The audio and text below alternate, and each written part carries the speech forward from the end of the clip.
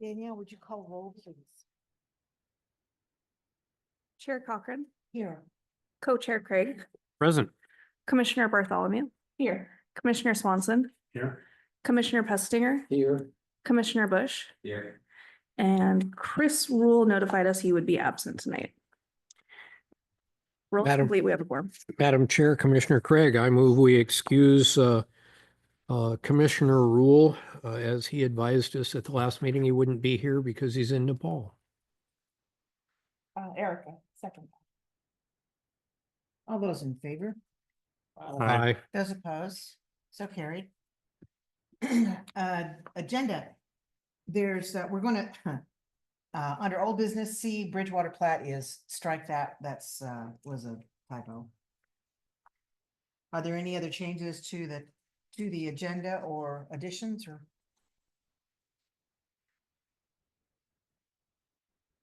Madam Chair, Commissioner Craig, hearing nothing, I move approval of the agenda as published. All those in favor? Aye. Those opposed? So carried. Comments may be sent to the Planning Commission Secretary Danielle Charchenko at clerk@cityofording.org by 1 p.m. on the day of the meeting and will be read into the record at the meeting. In case of a question, the chair will refer the matter to the appropriate administrative staff member. Comments that come in after the deadline will be read into the record at the next Planning Commission meeting. Moving right along to the approval of the minutes for April 7th, 2025.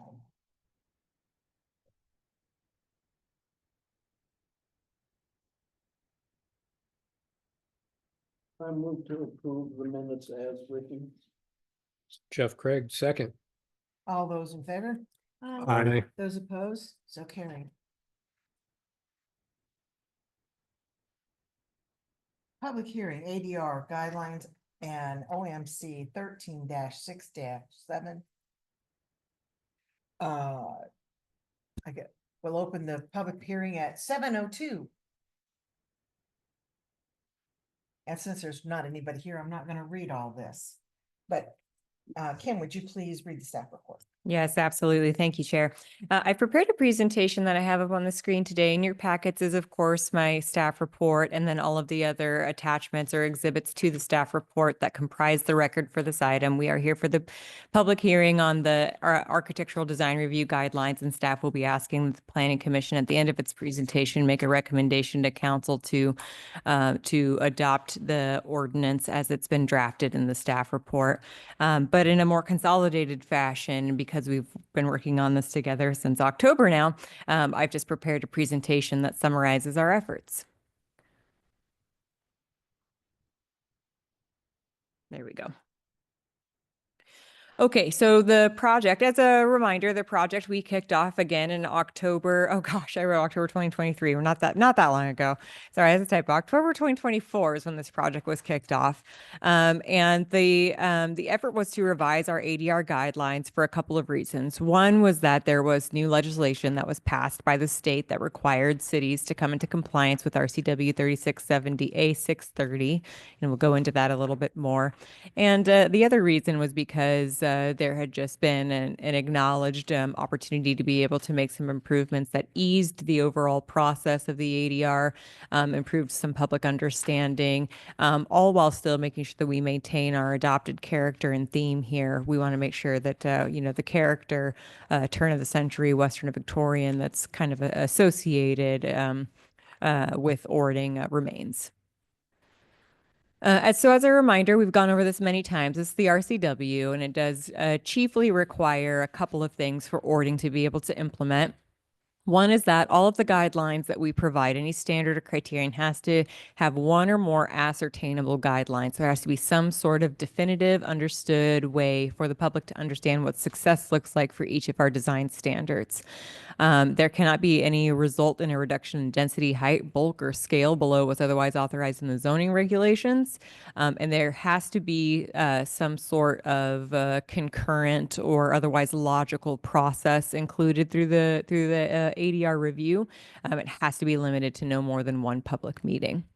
We have to have this adopted within 6 months after our next comprehensive plan, which for us, because we were on the ball, means June next month.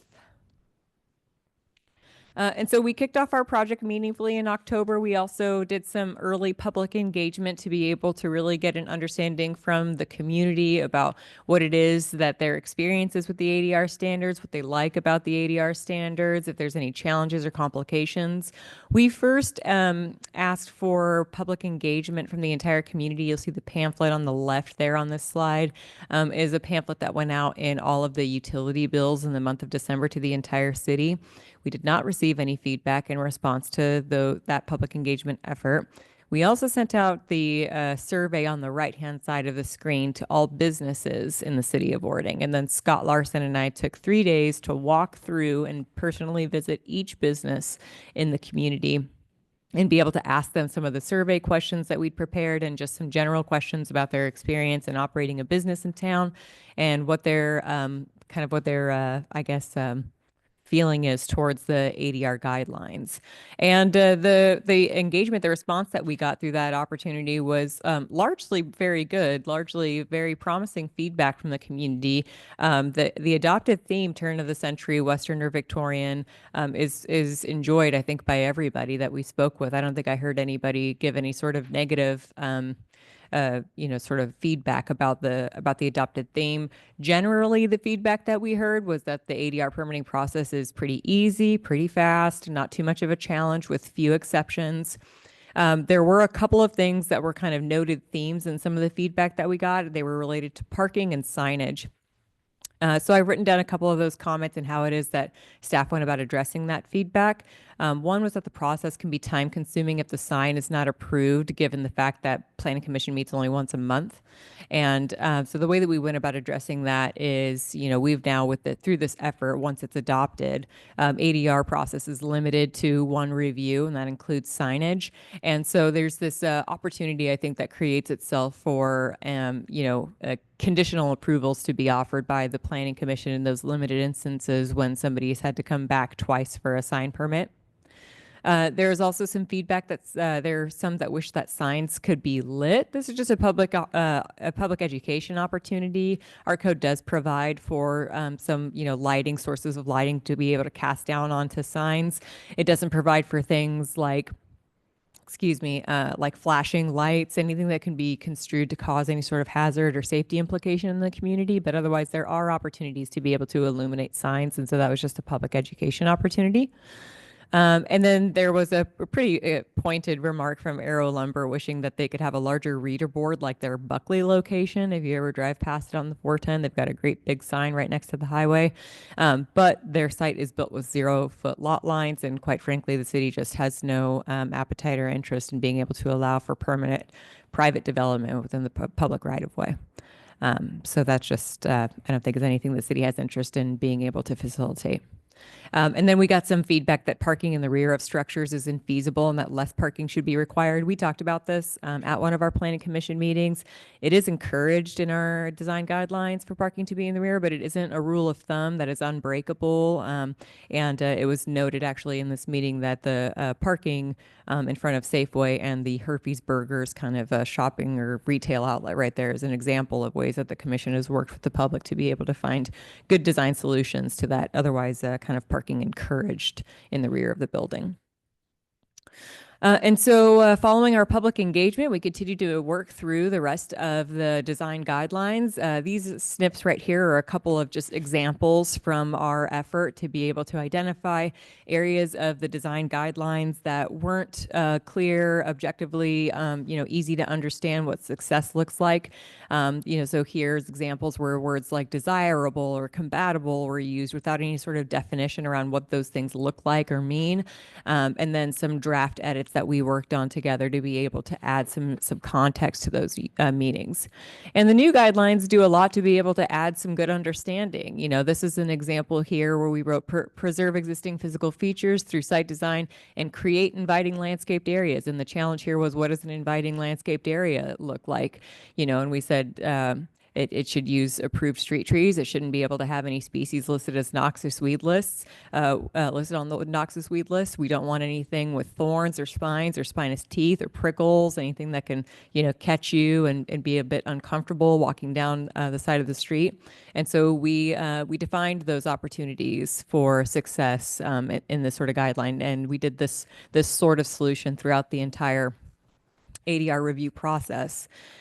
Here again is another example where we needed to be able to define what well-proportioned and interesting looks like in context of facade movements and dimension in a facility. And so we added some context there about horizontal and vertical shifts and visual terminuses to the tops of buildings that give some good understanding to the public.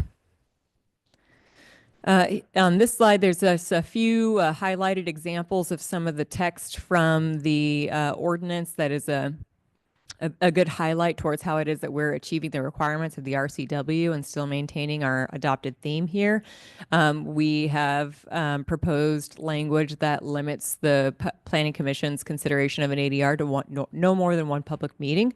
We've also created a voluntary at no cost ADR pre-application review process for the public. If they feel so inclined as to go through additional review, then they can do so and come and seek some kind of informal preliminary feedback from this Planning Commission at no cost to them. We've also stricken any instance of the reference to stationary food vendor units. That's something that was a widespread edit that was made to the code, I think a year or two ago, and still lived in this code with the kind of understanding that we were soon going to be editing it. So there it goes. We were sure to be able to add some discussion of exemptions. That isn't currently something that exists in our ADR code, but there is some development that should be exempt.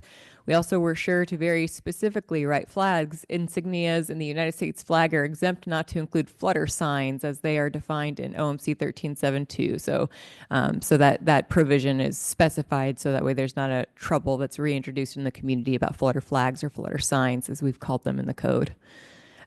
We have spoken to the relevance of non-conforming rights as they exist in relation to design, and we've ensured that we're not infringing on anybody's constitutional rights to freedom of speech. Any sort of language that attempted to regulate speech or content of a sign has been stricken from the code. We have administrative obligations when we change the code. We're required to issue SEPA. I'm the city's SEPA responsible official.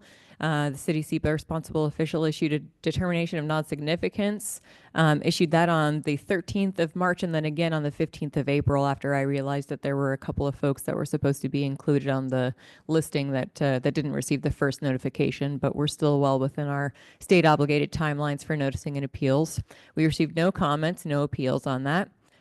We also are required to provide public noticing to the state and to the local community. We issued our notice of intent to adopt to the Department of Commerce on March 4th. That 60-day notice has closed. We did not receive any comments or appeals of substance. I will note that Commerce and I had a small disagreement on one component of the RCW, and that after enough vigor, they agreed that they didn't need to be quite so hard-nosed with their application of some of the RCW. So they wrote a letter formally stating that they didn't have any sort of comment averse to anything that staff has written.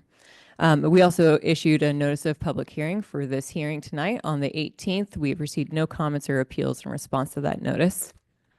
And so with that, we've met our obligations. We've certainly committed a diligent effort to being able to produce a better product for the city. And we recommend that the City of Ording Planning Commission recommend to the City Council that they adopt the ADR revisions as they're presented in draft ordinance 2025-1145. And with that, I'm happy to take any questions. Any questions from commissioners?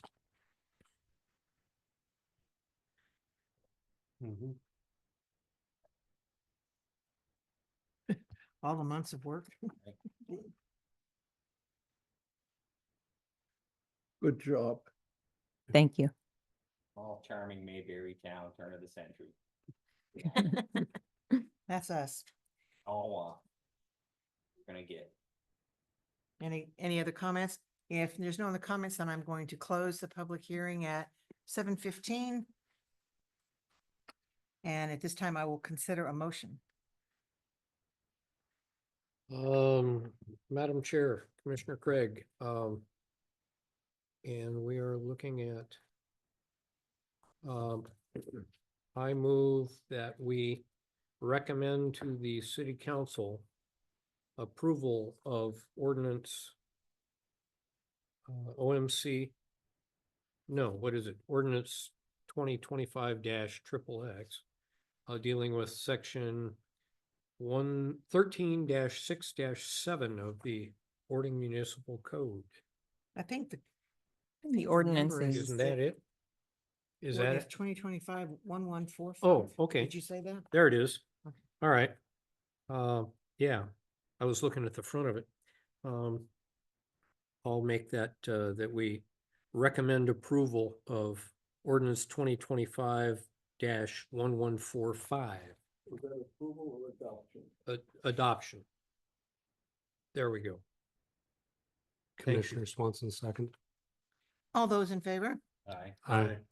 Those opposed? So carried. And our recommendation will go to council. Do you have a date for that, Kim? Sure, we're going to take it to the CGA here. I think they're meeting next week now, and then we'll take it to the study session, which I think is the 21st of May, and then the first regular session, first regular meeting in June. I guess Scott will be stuck with that. I'll be on my honeymoon, so Scott will have to deal with it. Good luck to him on that. He's going to do great. Yeah. Okey doke then, moving right along to old business. What is AB? Agenda bill. Is that something new? It made its appearance at our last meeting. I was gonna say all of a sudden, wait a minute, that doesn't look familiar. Okay. It made- Agenda yeah, bill. It All made its appearance at our last meeting. It's for items that have to transition from planning commission to council eventually. right. AB 25-10, critical areas ordinance update. And we're working today on, is this the one, chapters 4 and 5? Well, for everybody else, Chair, you already were ahead of the game last month and read chapter 4, but for everybody else, we have to go over 4 and 5. Right. I just love to read. Mm. Glutton for punishment. Hmm. All right, Kim, the floor is yours. Go. Okay. Thanks so much, Chair. This is our final work session on this draft ordinance prepared by staff. This draft ordinance has been reviewed by the city attorney and an interdisciplinary a team of our staff, as well as sought input from state agencies. So the document that you see in front of you is a collaborative kind of collection of all of that input and feedback. What's left for us to be able to move forward with this item is the review of chapters 4 and 5 tonight. What you'll see in large part, again, I'm just going to do the same thing I've been doing, which is to kind of give some whole cloth general, the sort of themes of edits that you'll see are some bigger edits, and otherwise a lot of the edits are sort of clerical in nature, or just institute best practices. So some of the bigger items, contents of mitigation plans. This is something that was not addressed in our previous critical areas ordinance. There'd be sort of general language that says prepare a mitigation plan, but no guidance as to what needs to be included in that plan for it to be acceptable by the city. This is really something that's a disservice both to applicants who need guidance and to understand what needs to be provided to us, but also to our third-party critical areas consultant. We consult with parametrics. They have a biologist on staff that we use to be able to do our third-party review. And when we don't give that biologist an expectation of what they need to be looking for that's codified and adopted by our council and community, then it really works as a disservice for them to be able to ensure that everything that we need is accepted. And so I've prepared the contents of a mitigation plan. Ecology uses, puts out some really good guidance that the cities can be able to use. And so I've prepared some language on what a mitigation plan needs to consist of. You know, it needs to consist of a lot of things, but it also needs to have things in addition to how it is that an applicant will compensate for impacts to ecological functions as a result of their development. They also need to speak to what happens after they install that mitigation. So a lot of times that might be, as an example, like planting of vegetation. It's not enough to simply plant the vegetation and then walk away from it and make it the next guy's problem. Otherwise, there's a risk that there wouldn't be a job well done. There needs to be a contingency and a monitoring plan associated with the mitigation plan. And so the contingency, usually the monitoring plan is somewhere between 5 and 10 years of an annual, I guess, inspection done by the applicant of their planted mitigation or whatever their mitigation is, and a contingency plan that says if we do our monitoring, our annual monitoring, and we notice that 60% of what we planted has died, here's how we're going to replace those and kind of re-mitigate the area. So that was context that was missing from chapter 4 that's now been written into that chapter. There were also ecology guidelines that updated some of the habitat values that we have. These are just adopted numeric standards that all biologists have to use when they're preparing a mitigation plan in the western part of the state. And our code just had codified old guidance on that, and so we updated those numbers. And there was also a discussion, you'll see in here, there was a discussion of transferable development rights. That's a pretty uncommon practice in planning, but it was written, the entire section was written and codified twice. And so we just deleted half of that content, so that way it wasn't so duplicative. Kim, I had a question about that. Yeah.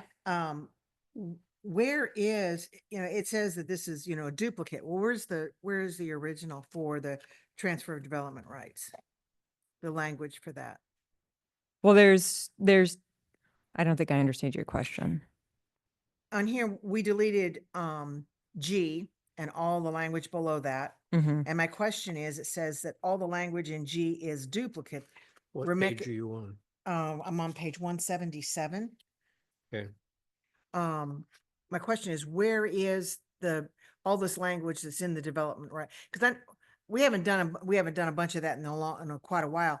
But I remember when we were doing the big developments, there was quite a bit of discussion about the transfers. Yeah, that's a good question. I should have written it. It's adopted a couple pages before that in subsection E. It says transfer of development rights up Page there. 174 has deals with transfer of development rights. E. Oh, E, and then is it the same language? It's the exact same language. Oh, that's interesting. Okay. I looked back and I could not for the life of me find that. It may have been a code editing error. It may have been that the code adopter I'm not sure, but it shouldn't be there twice. Okay, I just didn't want to lose that. No, language you're there. right. It's important. I looked back through there 3 times and did not see that. Okay. Thank you. Of course.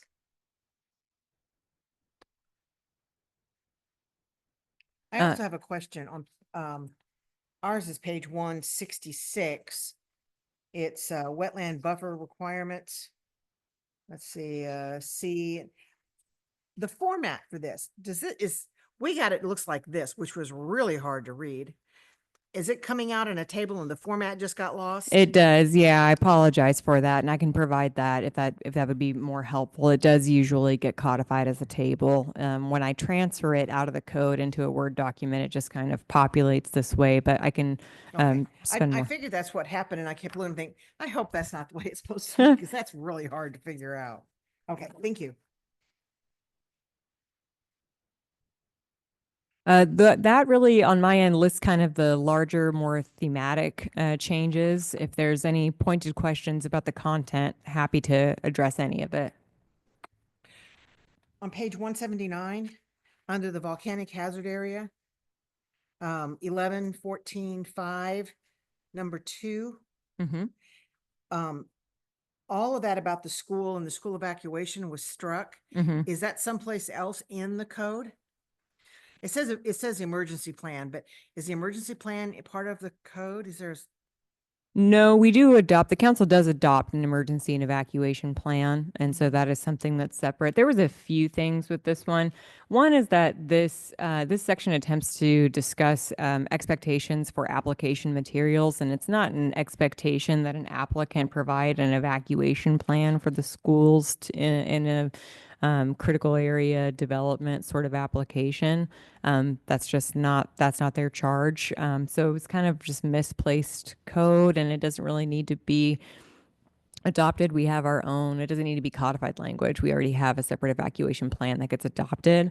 And then for the language about the title documentation, Scott had left this comment. So I think we should strike this as it's unenforceable. We work with the county to be able to kind of, discuss title, entitlements and things of that nature. We're not able to require that title doctrine be that there be something listed on the title for the schools that it fall within, that it requires some sort of particular notice, I guess. I think the reason this caught my eye is we are coming up on another anniversary of Mount St. Helens. Every May 18th, we always have lots of noise, especially in this valley. And I've been meeting with a committee that they've written papers before on our evacuation plan and what we've done in Ording and how this little town really came together just by the community themselves, the whole Bridge for Kids, committee, and how all that played out, how the city took part in that, and how all this came together. And they're actually writing papers explaining what we did here and how well it worked for a small town with just, community support really pulled it together. It really wasn't the city at all. The city came into it much later on after it had been started. And one of the things that we were talking about at this meeting the other day was the plan for the school. And really the school took on their own plan. That, the city required them to write a plan. And if I remember correctly at the time, the school owned property out where the Lions Club is out on Orville Road. And they wanted to build a school out there. It's outside the city limits. And the county said, no, that you're in a LAHAR zone and we won't let you build a school there. Even though it was common sense because the Buttes Road is right there and they can just climb the road and they'd be in a safe location. But common sense doesn't follow government. So that's the way that works. So this county said that in order for us to allow them to build school, they had to build schools inside the city limits of Ording because Ording had a regulation that said you have to have an evacuation plan. And we required the school to have an evacuation plan. Now, whether or not this is the language that was put in there for that, I don't know. I can guarantee this isn't the language that Okay. drove that. This is a specific part of a critical areas analysis for a developer to be able to include it, that wouldn't be this. We have separately an emergency management. I think what is Tim Bauer's new role? We recently hired Tim Bauer. Yeah, emergency management coordinator, and he works directly with the chief of police and Scott to be able to ensure that there is coordination between other agencies nearby and to be able to ensure that every sort of emergency, including the HARs, are covered, that there's a plan and that plan is well understood by public facilities like the school and other organizations in town. So I can assure you that it is well managed and organized and widely spread and understood in the city. It's not related to this language. Okay. I don't know where it's sourced. It was, I felt really, proud that Ording had pulled, they're actually looking to, give this information out to other towns that are facing the same thing that Ording is facing. Not necessarily, and internationally, not just, in America. But I know that the school, because most of this was grassroots, it started in the school. And the school, they continued to make their own plans and reevaluate it every year. And seeing where things were not as smooth as they should be and corrected that, changed, all kinds of stuff. I think it seemed like every year or every other year, the plan would change and we would do something different, trying to improve our time to get to the right location. When it started, we were all on buses and we realized that wasn't going to work because maybe we wouldn't have any drivers if it happened during the middle of the day and there weren't any drivers available. And so then they switched to walking. And at one point we walked all the way down the dike to Rocky Road. That didn't work out so well because the dike is really difficult to walk on, and trying to get especially small children, down that didn't work. And now we walk all the way to the quarry. But the plan, the school district seemed to have been the lead agency really in, what was there. The city picked up on the Bridge for Kids part. And as far as trying to build bridges to get us across the river, which we're going to get one, won't get us across the river unless we do a rappel. And then maybe we can get there. But I just wanted to make sure that, that we weren't negating that language to require the school to have an evacuation plan. Because as an admin changes, here and at the school and stuff, some of that stuff, if somebody's not required to do that, then they don't do that. That's not what this is Okay. based in. I didn't, well, yeah, no, Yeah. I was curious. You said something in the notes that it was in the emergency plan, and I don't know that I've ever read the emergency plan, so. Tim Bauer would give it to you gladly. He'd also put you through a number of training scenarios we have to go through, make you we have a monthly checklist we have to go through to make sure we have all of our stuff at home and at work. He's very proud of his work. Oh, that's And good. You can, Glad to hear that. I'll put you in contact with him. He'll make, Needed it to They our did, yeah. emergency evacuation. Right. We have an interlocal with Puyallup, Bonnie Lake, Carbonado, Wilkeson, Sumner and Buckley. And I think we were one of the largest in the nation to do our evacuation routine that we usually do annually with all the schools. Right. So I do know that there is a plan in place, but like Kim said, I'm sure he'd be happy to come in and give a presentation.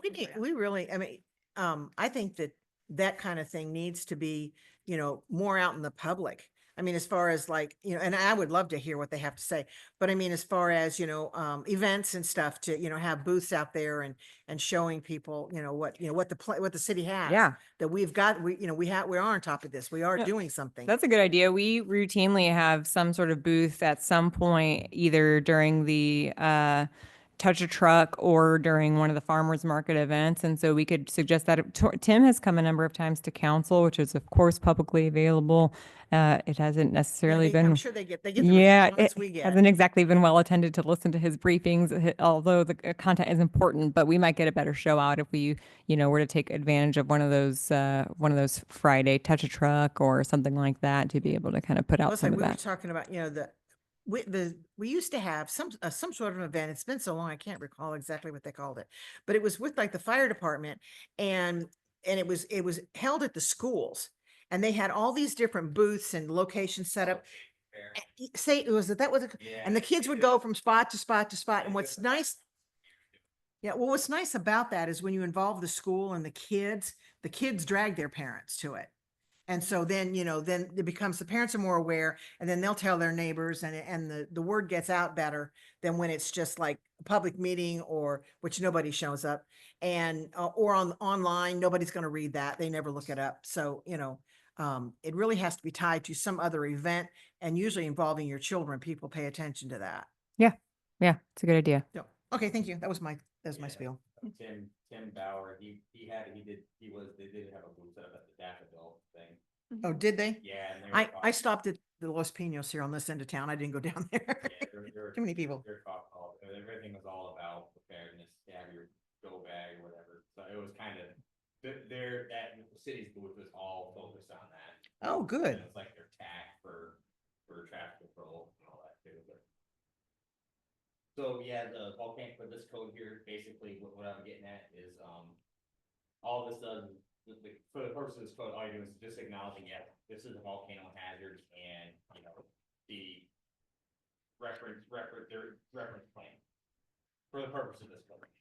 Yeah, right. This requires that there be something written on title for parcels located within Ording. The language that I've recommended be stricken attempts to be able to require certain title language be included in parcels outside of the city as well, which we have no jurisdiction or say to do. That's why it's being stricken. But otherwise, there are title provisions that are required for critical area such as lahars and volcano evacuation areas in Ording that we require for plating and things like that.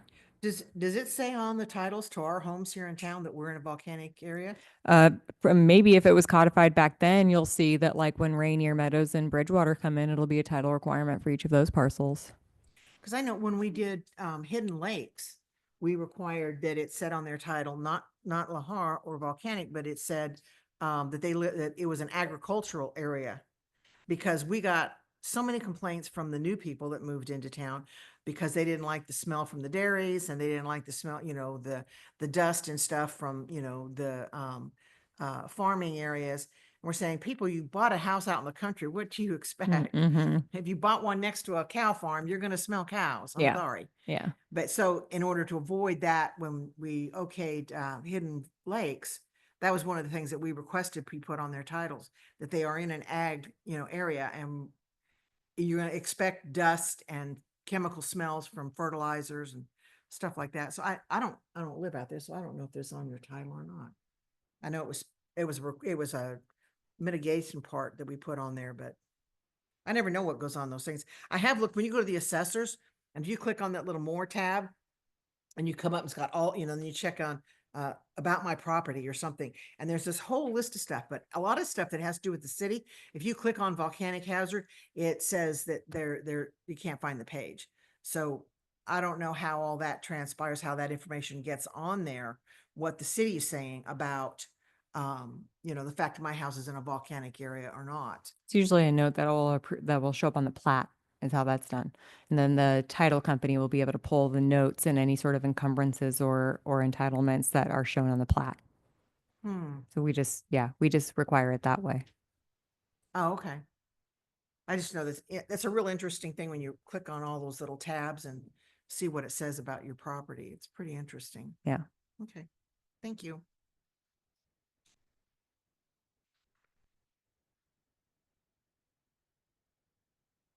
Any questions, commissioners? On chapter 4, no. None.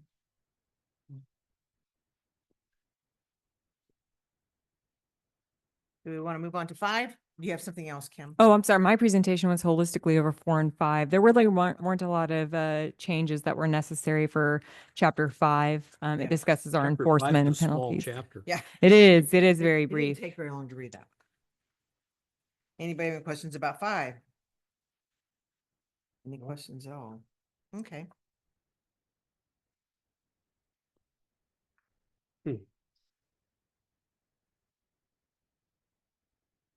So this next meeting in June, what are we seeing about this? We will be back for the public hearing on this in June. And after that, this is kind of the last thing that we need for our comprehensive plan to be formally adopted or accepted by the Department of Commerce. Good news on the comprehensive plan is that PSRC just issued its formal, I guess, certification of the comprehensive plan. And so that's one good hurdle, but we still have to get through Commerce. And to do so, we have to update the ADR and update our critical areas ordinance. So we'll get through the hearing next month on this. We'll bring it back with a formal ask for a recommendation from Planning Commission for Council, and we'll move forward with that through the legislative process for adoption and move forward with Commerce on that. And we're going to be seeing all of it then. All of it, right? Okay. Yep, all of it. Be just like tonight, you'll have a redlined and a clean version that shows all of the adopted changes. All right, sounds good. Moving right along, we are on AB 25-20, ordering municipal code update.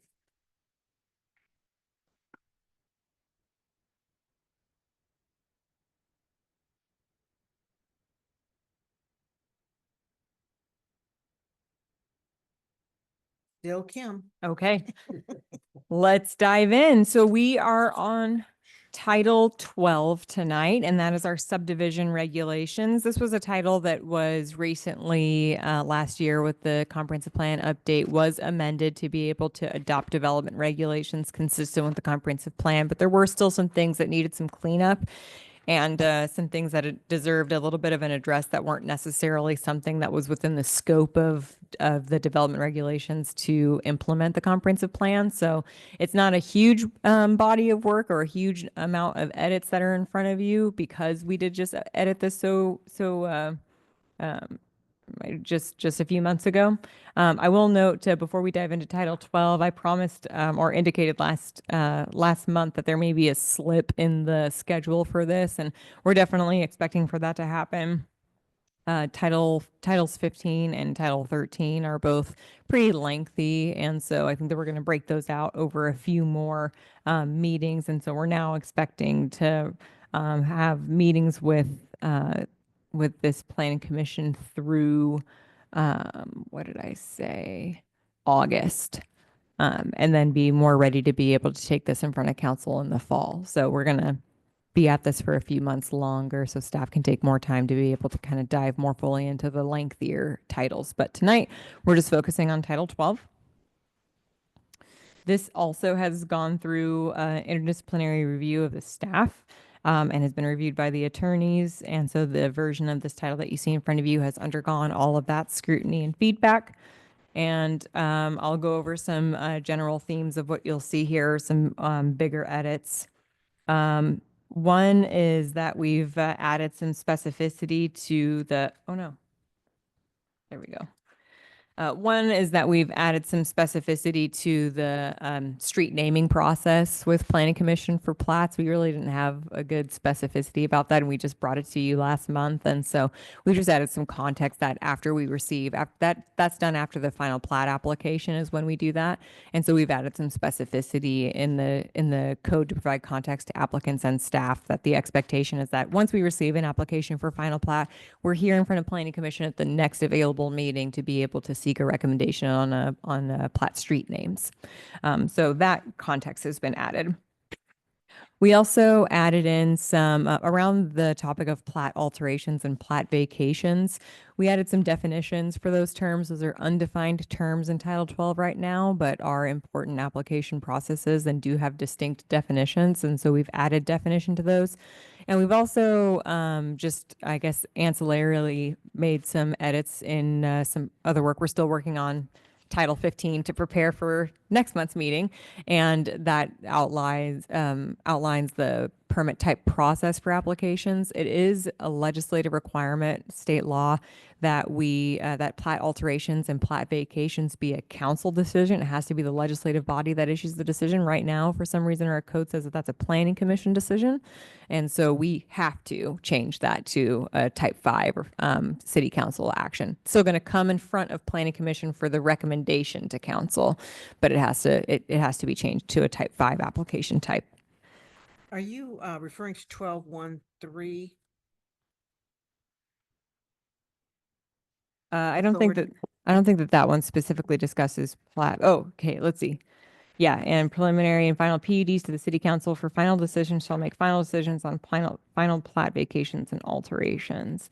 Actually, that's a good note. I need to change that to not be related to planning commission. Well, Oh, yeah. okay, that was my question. Right now, we have been the recommended, the first board to see preliminary plats and final plats and, and site plans. And this verbiage says that we won't be seeing that at all anymore. Right. So Okay, my problem with all of that is we're leaving it up to the administration. So just the city administrator, one person gets to decide if this is the way it should go. And wrong. we've argued that before, that we didn't feel, the commission, we didn't feel that that was the best way for for that process to work through, that the planning commission should have a say in that, because we have a board of, multiple people rather than one person making that decision for the community. Mhm.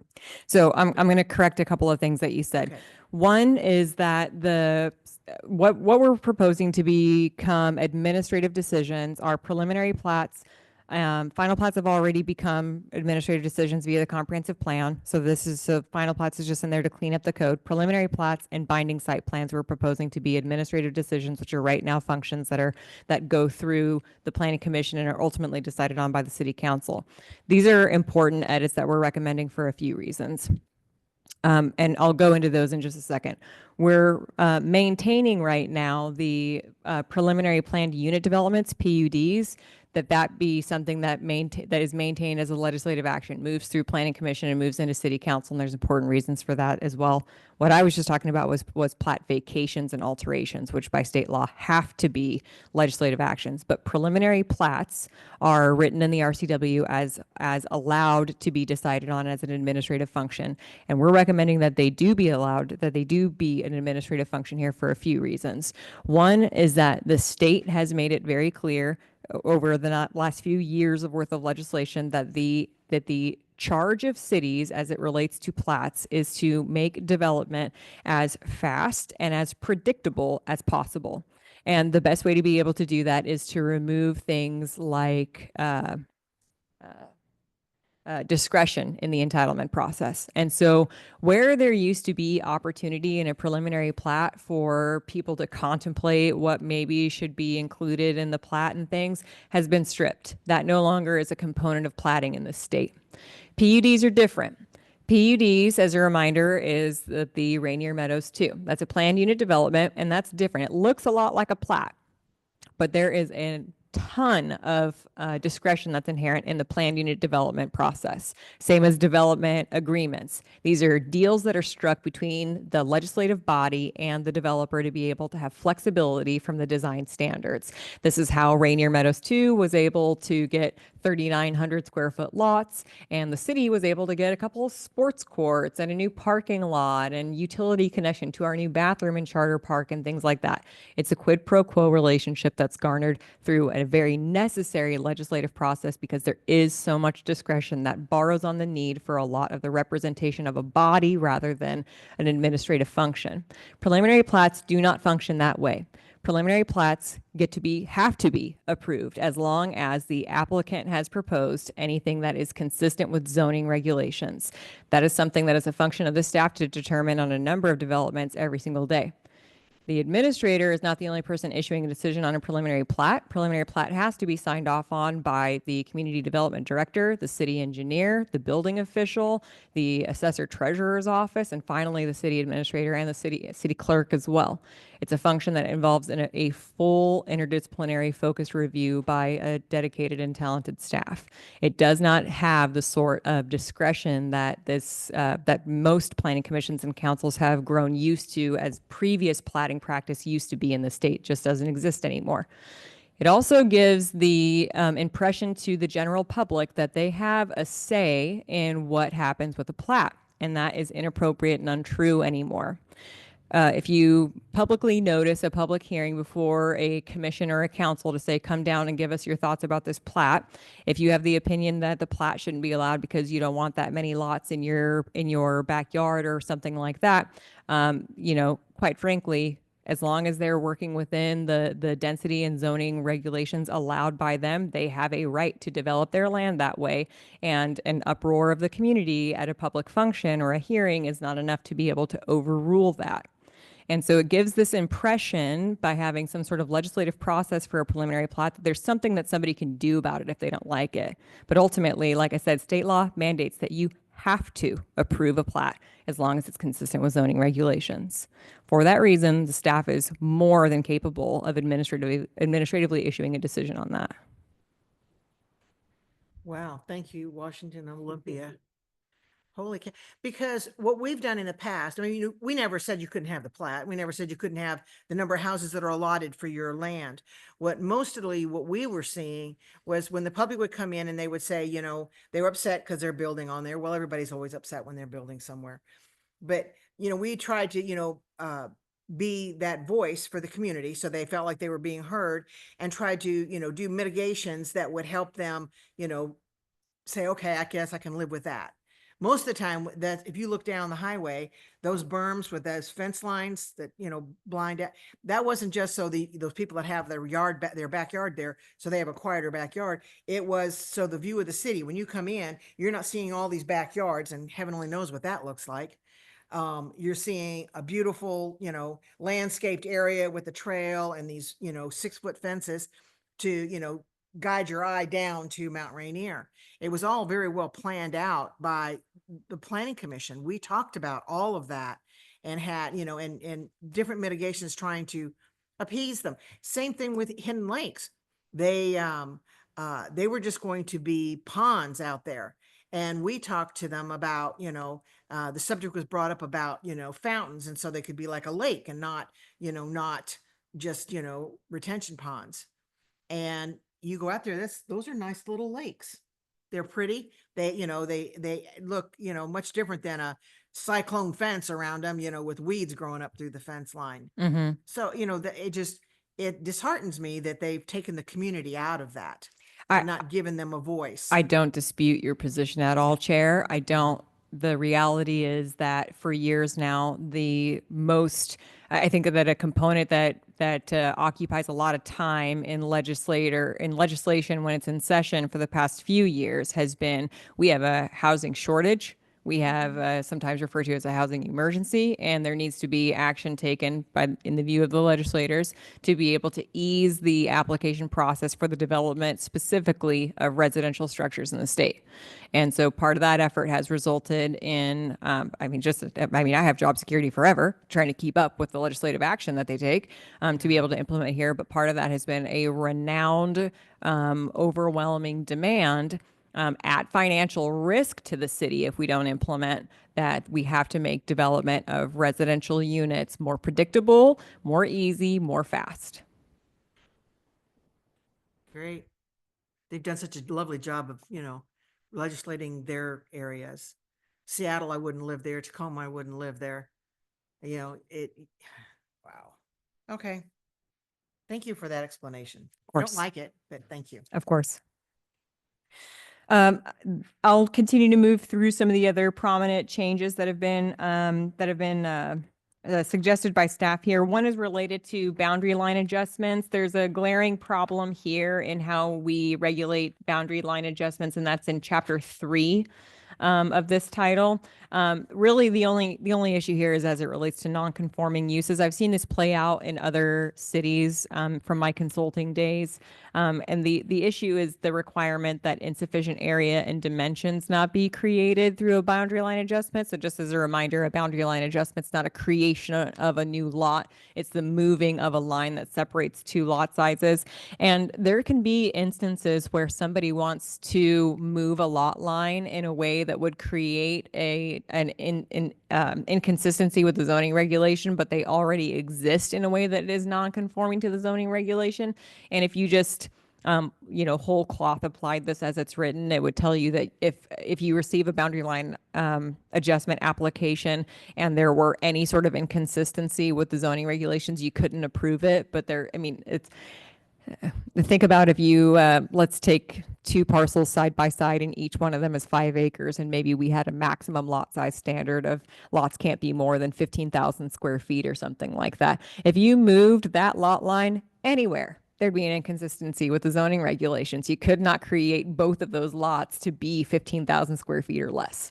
And so that sort of thing has shown up before, not necessarily here that I know of, but it's a good cleanup to be able to make reference that if there are legal nonconformities that exist, that those can continue to perpetuate, and a BLA can't be denied because of that perpetuated nonconformity. Other than that, JC and I, the city engineer, we're still working on a couple of edits related to dedications and improvement expectations. So there will be another iteration of this title that includes some more just small edits to be able to address those improvement expectations and dedications. There's been some clarity that I've added on preliminary plats versus final plats. Sometimes the code just says plat. And, you know, I read it, I'm like, is it preliminary or final? What are we talking about here? So I'm just gone and added in some context there.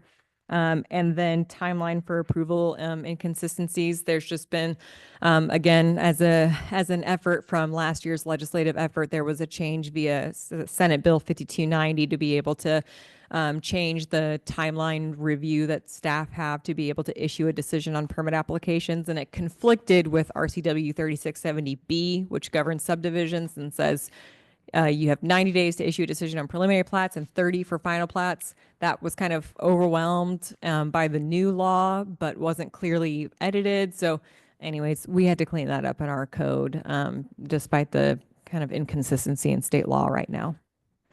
Other than that, that really kind of captures the, like I said, the big edits that were made through Title 12.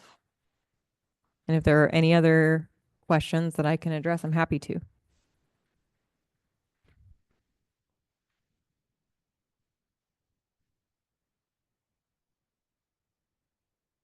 Anything else? Commissioners, any other questions or comments for Kim? Nope.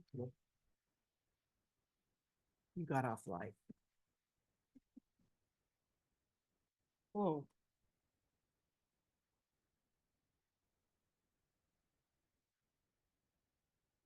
Okay. No, yeah, there's unless the state allows, you know, us our, yeah, pretty much.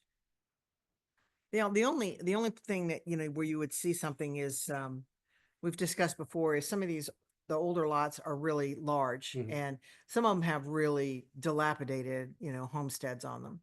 And those, you know, that could be a place where somebody bought several of them together. Well, I know that's what, the Jackpot guy wants to do. He tore down both those houses and, you know, of course, that's in the business district, which is really nice. I'd like to see something there. Okay, moving right along to dumpster violations. Wait a minute, Bridgewater Platte street name Nope, selected? that was a typo. All right, We did not, we drew through a line through that. They haven't commented that they didn't like the name so far. they haven't, huh? Yeah, okay. Dumpster violations.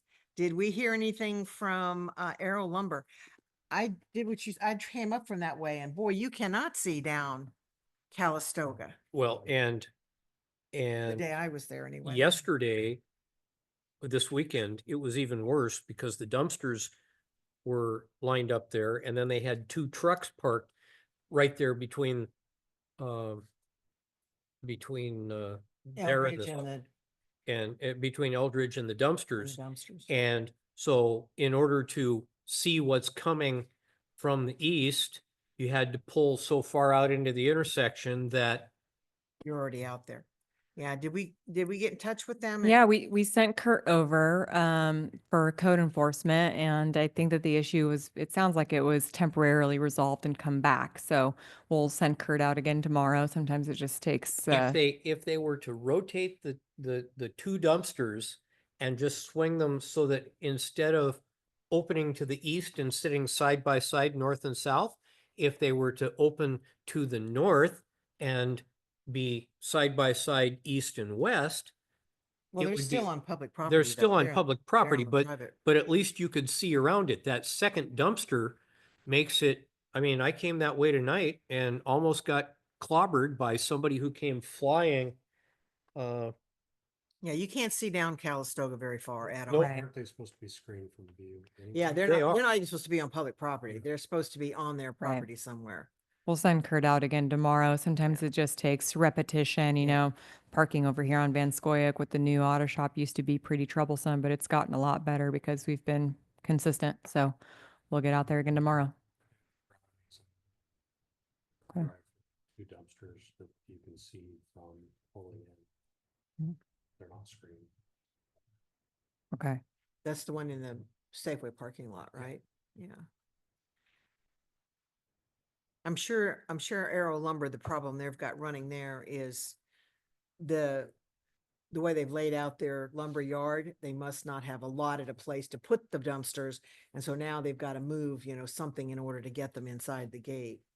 And I don't know, maybe maybe the garbage guys come when they're not there to open the gates. I don't know what time they come. Okay. Sign cone violations. How's that going? I have none to report on, Chair. Well, I'm sure Jeff does. our little coffee shop here on the corner has a real nice, it's about a, I don't know, probably 4 by 6 foot sign that's in a wooden frame that advertises it's fixed. It's, I mean, I it's, haven't seen that. and I'm going, wait a second, that Cafe hasn't come Elite. past us. And then the other question is, Firehouse. They have a, change the letters sign right on the A reader board, yeah, yeah, They've had that sitting out there forever. Isn't it burgundy? yeah, it is, and with Yeah. yellow letters. Yeah, they've had that out there forever. And I know we discussed a lot of the firehouse signs, and I don't recall whether or not we said yes or no on that, but I You know- don't believe we did. Yeah, I don't know if if we've ever actually seen their reader board sign. We've allowed reader boards. They see them all over town. And so they probably just need a permit to put that out there. That's all. Probably, but Yeah, because that really is small enough. Because when I do It- go, if I'm going to Buckley and stuff, I go to that corner and you never have any trouble seeing down the highway from there. yeah, it's kind of set in bushes, but Yeah. I mean, it's Yeah, but still, they it should need be a letter permitted. asking that they need a permit for that. and then, reader and then our board. taco shop that had the flutter flags, Oh, yeah. is back to having, well, they've got an A-frame, small A-frame sign, but they've still got a bunch of the stuck in the ground Campaign sign. campaign signs. And it's like, okay, we're junking out again. Well, it's no different than Wawa. They took down their temporary pictures of food, and when we wrote a letter, now they put brand new ones back up on the outside of the building. Well, and really, yeah, I don't. Oh, there's no text on that. Maybe they think that's not really a sign. It's just a picture. It's a decoration on the side of my building. Of vinyl, I vinyl. don't know. But somebody you were, in the sign when we were talking about the signs and when you guys, you said you sent a survey out and nobody replied on the website, and then you said you sent one out to the businesses. Mhm. And then you went around. Did any of the businesses comment back to you on just the mailed out one, or did you have to actually go person to person to actually get that information? PSI owner sent some feedback without any more prompting or a personal visit, though we did still personally visit him and had a good conversation. Other than that, it took the walk through town. Well, they like that person to person stuff. They do.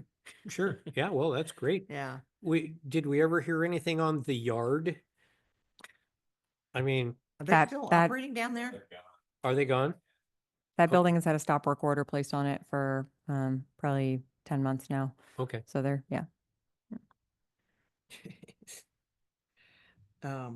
One of them was commenting, Arrow Lumber was commenting about that they wish they had a reader board sign like they have at their other location. Right. Unfortunately, the way their building is built with all that glass windows, they really, they could put a reader board like inside one of their windows. Some of their windows are pretty full of merchandise anyway, or the backs of cabinets. Mm. They could slide something like that in one of those windows.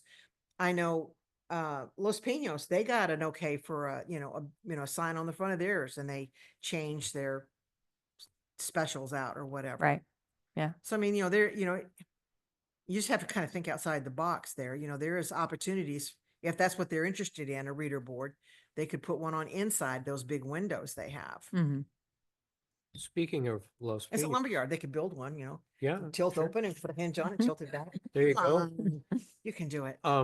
Did we ever get a read on the compliance of Los Pinos, moving lights light? on the outsides? I mean, sometimes they are moving, sometimes they're fixed. I mean, when they're fixed, who cares? Mhm. But when they're doing their dances, That was something that Scott said that he was going to take care of, and I don't know, I don't know where that is, honestly. Stay stationary, but couldn't be Well- moving. Right. well, or they could stay stationary for X amount of One time, time, then they could do change. then they could do a one change and then Right. have to stay stationary. They just couldn't be That constant the rotating constant moving. Yeah, I is think really distracting. I don't know what And they're that doing. corner, they're on a bad corner. Oh, yeah. Yeah, I'll check in with him, Yeah, see you where don't he's need- at on that. distracting. Okey doke. Moving right along, planned absences. Everybody gonna be here for June? And yesterday. Yes. And hopefully Chris will be back from Nepal in one piece. Everyone in July. You're gonna be gone in July? Okay. That's two of us.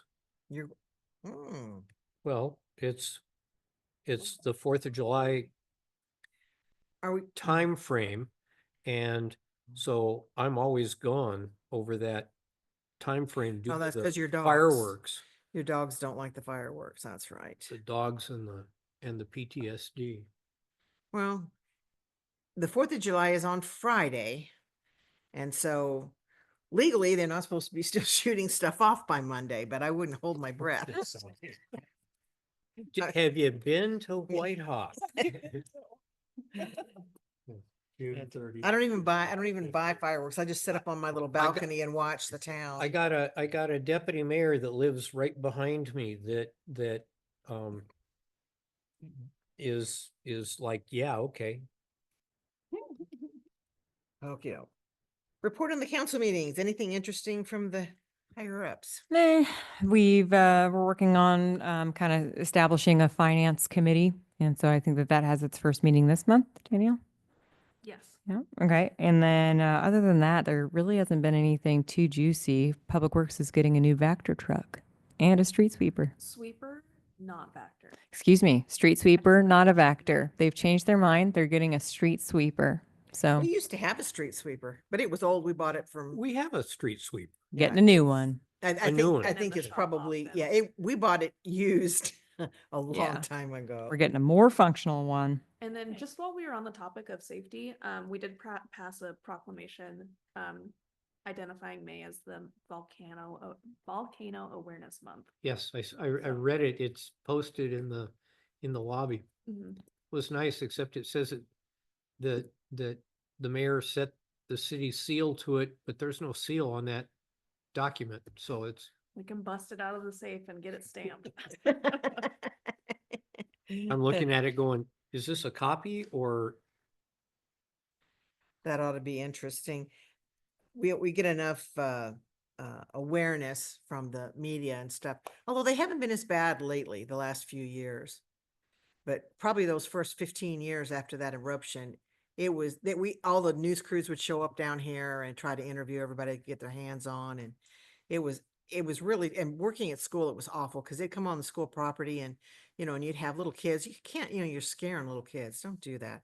And when we had the Nisqually quake and the stupid media said that, there was a hard headed towarding, they had people packing stuff trying to get out of town. But what was really nice about that is the part of the plan where the police block the roads outside of town, the top of cemetery, that way back by, old military, they blocked all those roads and wouldn't let anybody come in. It was only exit only. So that part of the plan worked, and it wasn't even anything going to happen. It was on the wrong side of the mountain, but that part of the plan did work. 'Cause my son was up on the hill and he's calling, he says, what the hell's going on? They won't let me come down. I said, well, I think we're going to be buried by Lahar, but I think we'll be okay.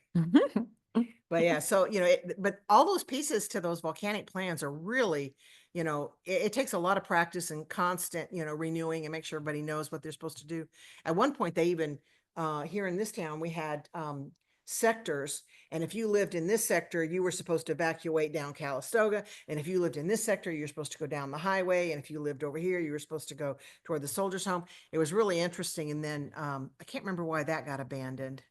There was something that happened and they said, that's not going to work. And so we abandoned that, but they've redone that plan over and over and over again, even at the school, how things are going to play out. But, the more, the more the more likely more people will get out. Not everybody's gonna get out. There's just no way, but more people will get out.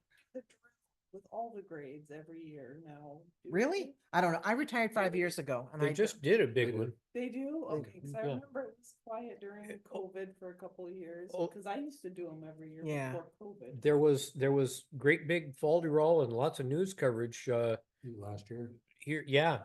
Okay. Yeah, last fall, I they think came it down was. and filmed it.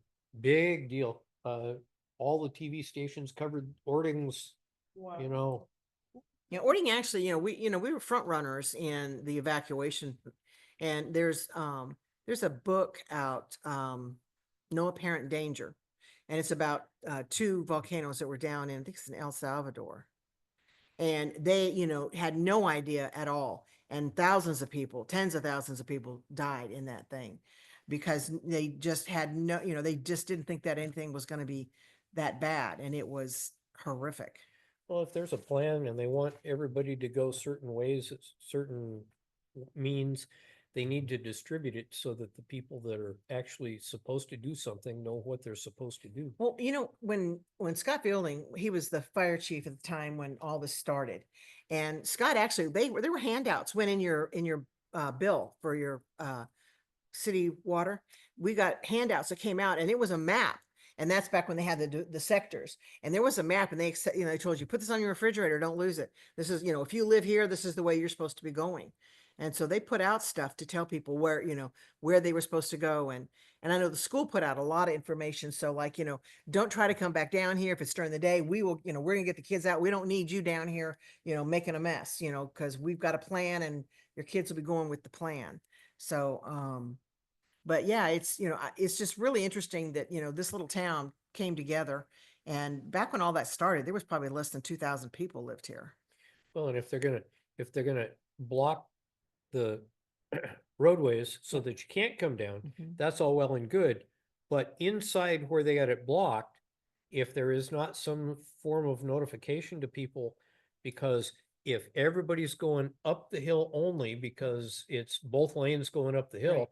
but then somebody comes out of their house and is coming down Safeway and they turn the wrong, how do they know that they're not supposed to?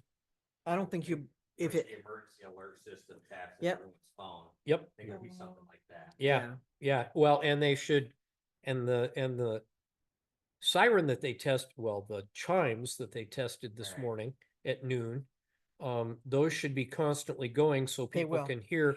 and they're not chimes. They're only chimes during the test. I In the understand. actual event, They're it's gonna be, sirens it's type gonna thing. be sirens. Yeah, it won't be chimes. It's gonna be in your ear. You're gonna hear it. You're not gonna. Yeah, the Westminster chimes, yeah, I'm No. sorry, that's, No. every grandfather clock in existence displays that. And so here you go. In case of an emergency, we hear the Westminster chimes. Man, hey, Helen, did those did the Who's that? clock get Who's loud that? or is it just my hearing? Oh my gosh.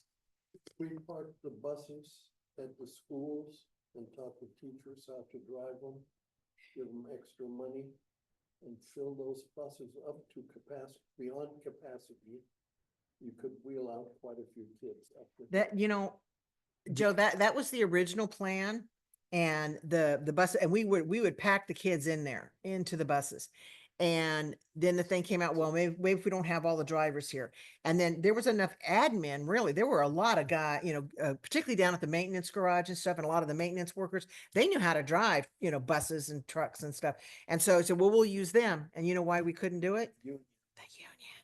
Well, the union and the state is a little persnickety because the state and the Fed to move those buses requires certain commercial driver's licenses and they cannot put together a plan that uses anyone that does not have that kind of licensing, or they are big time liable for major, and it doesn't matter, they don't have an exception for emergencies. So get a license and pay them extra if they have a license. Yeah. Is it a class B or C? It's a Class Class C. B passenger endorsement with Air. air brake. I wouldn't care what the state says. No, yeah, I could care less. because we talked about that. So who Someone's cares driving who's a bus, driving? So Whatever. I've never driven a bus, but I tried to Agreed, figure it but they out. can't, totally agreed, and in functional reality, that's what would happen. Yeah. But they can't write the plan to do that. Yeah. Right, It can't be. Yeah, it's legislation. It's the But- government. but by the time They never got- make any sense. By the time they got the buses out and to the schools to Yeah. load them up, the kids would be halfway Up the The- hill. up the hill. The only disadvantage is I taught special ed for 25 years, and some of my students are not capable physically of doing that kind of a trek. And some of them aren't emotionally there to drag them out, into the street with all those people.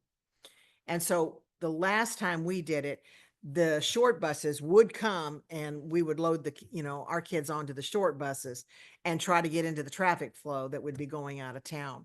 But even that's not a really good plan either. It's, depending on, and one of the things too, though, the whole alert system, they won't send the alert, the siren out until they're sure it's happening.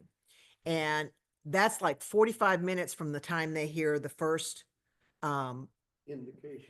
indication is a 45-minute lag there, which I think they need to tighten that up. That needs to be faster somehow. I don't know why there's a lag like that, but I know They want to be sure. Yeah. But what if it's wrong and it's. then we got a good training practice in. practice? Yeah, it's really interesting, and I'm really proud that this little town has done so much work in that, and trying to at least be prepared if something was to happen. But yeah, it's interesting things. Okay, so on the agenda for next month, we're doing the OMC code, the critical ordinance open house. Yeah, I mean open house hearing. Okay. And I think that was the only two things, right? And then continue everything else that we always continue. Yes, continue everything else. Okay. We're at the end of the agenda, people. Madam Chair, Commissioner Craig, move we adjourn. Second it. All those in favor? Aye. Those opposed? So carried. Okay, we're off now. Good work. Did you turn everything off? Joe wants to say something he doesn't want to say.